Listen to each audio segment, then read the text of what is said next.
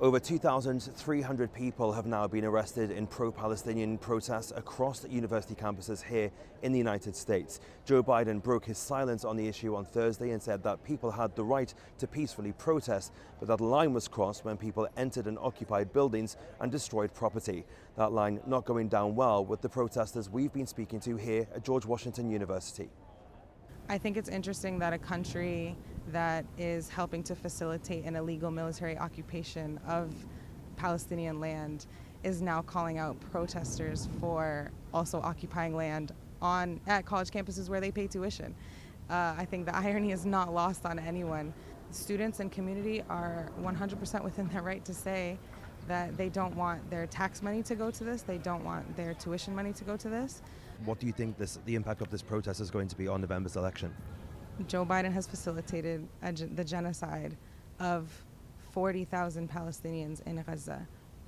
You cannot get worse than a genocide. There's no comparison, there's no saying, well, Trump is going to be worse. There has to be a line, there has to be, if we have any type of morality to stand on, genocide has to be the line. There cannot be a lesser of two evils when it comes to genocide, and I think that's what the Democrats are trying to paint.